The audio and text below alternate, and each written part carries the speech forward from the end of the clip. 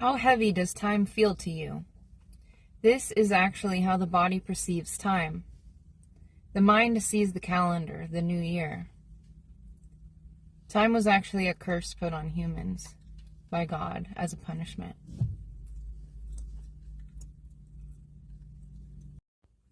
And Jesus was sent back to inform them on how to reverse the curse. That's what the Bible is. Is your time enjoyed or enjoy or used to make you move, to rush to hurry the journey?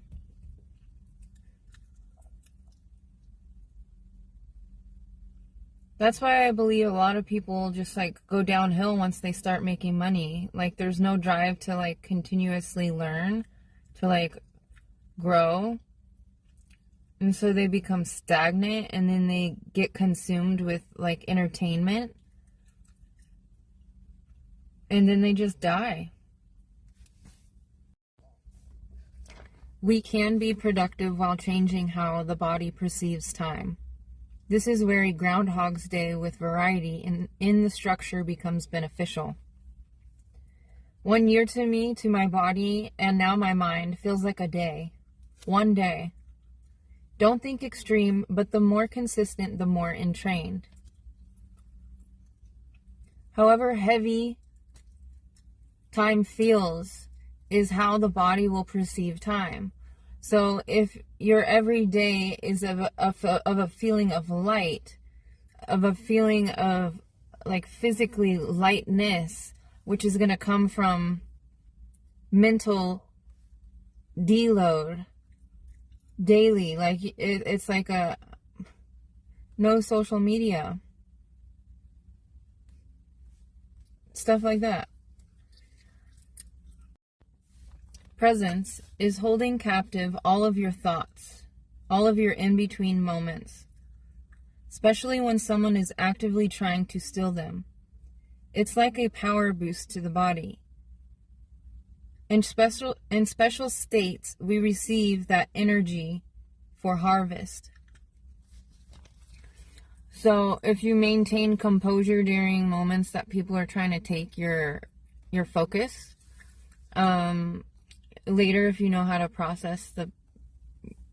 if you know how to utilize your power becomes that much more powerful. It's compounded, it's built up.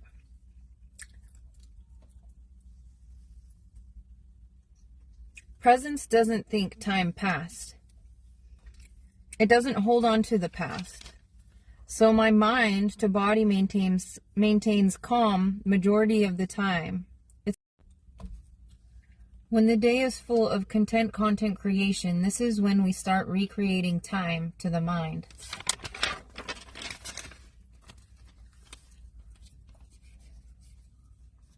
We receive bliss in action depending on our body's ability to maintain coherence, which is neutralization, which is a balance between logic and reason, and emotion. Logic and emotion. After a detoxification of trauma in the body, causing the coping behavioral patterns that we are distributing. So after we detox all of those that are causing us to have the coping mechanisms like addictions and things, but also after we have ridden ourselves of any toxic relationships also, that's when we can receive bliss from content creation. When I say content creation, it has to be for the win-win. The benefits have to be for everybody. You have to be learning specifically, or you have to be teaching specifically for everybody, the benefit of everybody. So the beliefs that you're instilling in everybody have to be of benefit for everybody.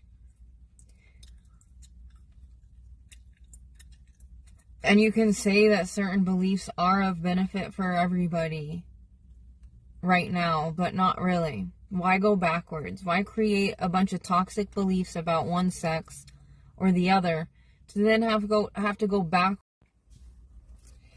It actually takes an incredible amount of strength and resilience to maintain joy. This has to do with the little things. But the maintenance is easy, especially when receiving the blessing of power maintenance. It feels sexy to put a word on it. It's in power we are feeling.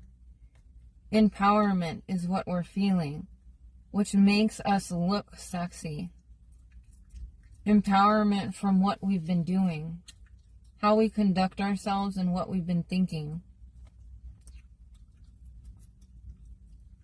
It truly is just security in the health and ability of my body, our bodies. So if we're crystallizing our waters,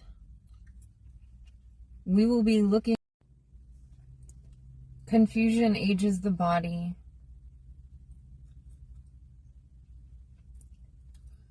Any stress is confusion to the body. So if we're stressed out about time and us not producing what we want in time, we have to be careful with that, because it can produce like a stressful life. The whole life can be just stressed out, thinking that it's like being productive, but really it's performative. A lot of people cannot like differentiate like performative and just progressively overloading, like progressively progressing. Or even just staying stagnant, like not stagnant. We don't even have to put a word on it. Just like maintenance. Like there's even maintenance modes, like with the body. Lesser beneficial distractions or coping strategies needed due to a holding on to the past or future. Without a fixation on the past or future, the body calms enough to consistently enough to combat the body's stress breakdown, which is aging. Due to this structure of life we have all been programmed into. It doesn't matter how important money making is. I'm talking stress to the body over time compounded, which is aging the body at like 80. Okay, I'm talking about preservation of the bodies. I'm talking about preservations of your mind and bodies. Like enough love for you to digest the need and desire and like the push to actually.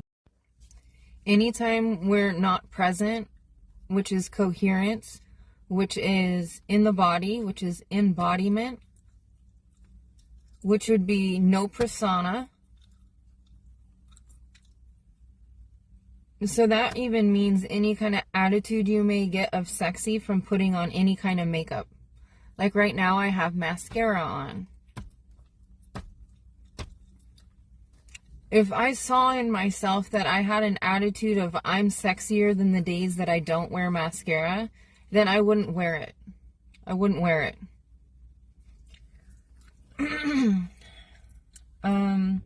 The only way to truly value our time is in presence, where ironically time doesn't exist to the body.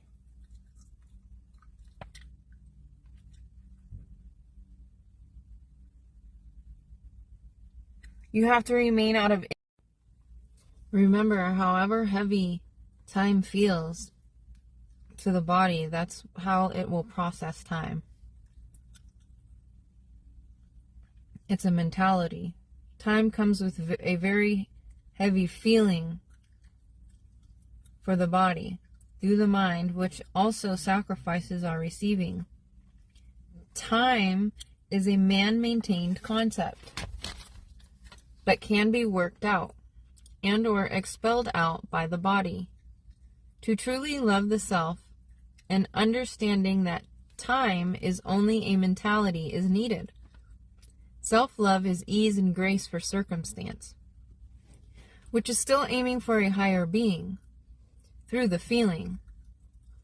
through any teaching, loving in the guidance, space for free will, mentally, so leaving the option as a teacher is what creates a higher being, because they have to operate out of their free will. They have to be choosing. Disorder sees in others them utilizing their in-between as a weakness, a means to manipulation. They are the biggest fools here. They have no idea how powerless they are. They spend their time being sneaky on or towards others' minds instead of their own, in order to gain control, playing specific tricks on our own minds, discipline, strengthening exercises, all mental to physical. So that was just a side note, basically talking about disorder. They try to steal people's in-between moments, either by making them the star of the show or implanting insecurity, which can be done over the internet or in person in conversation. So they basically, time has taken over their mind so much, so hard, that they're consumed in racing. Their minds are racing all the time due to the insecurities. So they want my mind, they want your mind in the conversation. They want to have control over it because they don't have control over their own minds. Wise beings will utilize the power that they've been given in those moments. Even in those moments, you can feel the power come up through your feet if you utilize power correctly.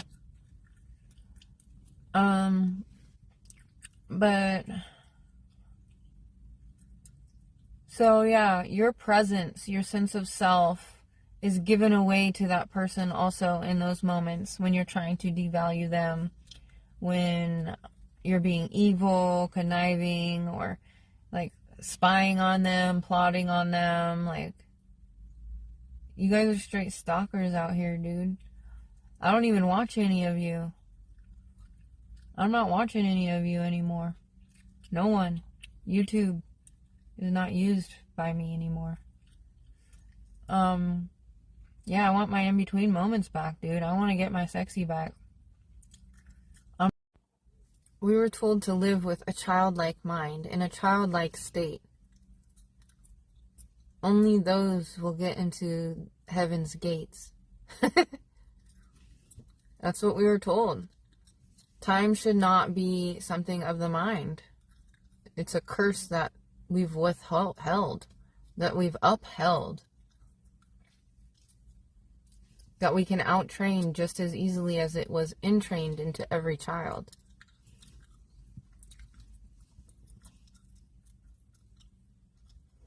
That and nervous system reboot and nervous system focused lifestyle. Yeah, we won't have to really age with specific details, of course. I have them.